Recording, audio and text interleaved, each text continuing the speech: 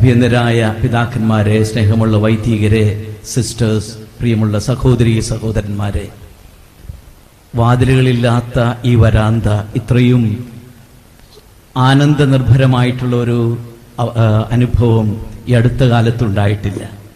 കാരണം കുറേയധികം നാളായി നാം കാത്തിരിക്കുന്ന ഒരു ശുഭവാർത്ത ഇന്ന് നാം കേട്ടിരിക്കുന്നു.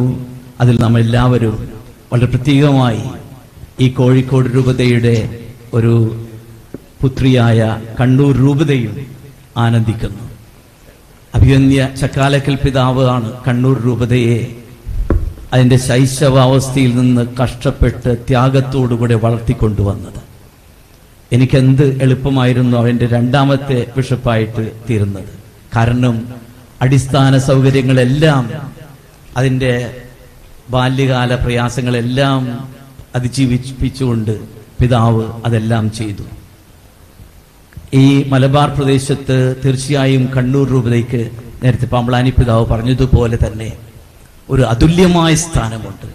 കാരണം മാതൃനിർവിശേഷമായ സ്നേഹത്തോടെ, കരുതലോടെ, വാത്സല്യത്തോടെ ഇവിടെയുള്ള എല്ലാവരെയും ജാതിമത ഭേദമന്യേ ഓരോരുത്തരെയും ഇങ്ങനെ ഹൃദയത്തിൽ സൂക്ഷിക്കുകയും അവരുടെ സമഗ്രമായ വളർച്ചയ്ക്ക് ആധ്യാത്മികപരമായ മാത്രമല്ല വിദ്യാഭ്യാസം, ആതുര ശുശ്രൂഷ, അവരുടെ ജീവിതത്തിൻ്റെ അവർക്ക് പറമ്പും വീടുമൊക്കെ സമ്മാനിച്ചുകൊണ്ട് സംരക്ഷിച്ച ഒരു ധന്യമായ പൈതൃകം അതിന് ദൈവം നൽകിയിട്ടുള്ള, പ്രത്യേകിച്ച് ഇതിൻ്റെ ആ ശതാബ്ദിക്ക് ശേഷം നൽകിയ വലിയ സമ്മാനം. ഇന്ന് കൊഴുക്കട്ട ശനിയാഴ്ചയാണ്. നല്ല മധുരത്തിൻ്റെ ഒരു അനുഭവമുള്ള ദിവസം. ആ കൊഴുക്കട്ട ശനിയാഴ്ച ദിവസം നമുക്കേവർക്കും ആസ്വദിക്കുന്നൊരു മാധുര്യമായിട്ട് ഇത് തോന്നുന്നു. അതോടൊപ്പം തന്നെ കേരള സമൂഹം വിഷു ആഘോഷിക്കാൻ 2 ദിവസത്തിന് ശേഷം അങ്ങനെ ഒരു വിഷു കൈനീട്ടം ദൈവം നൽകിയിരിക്കുന്നു.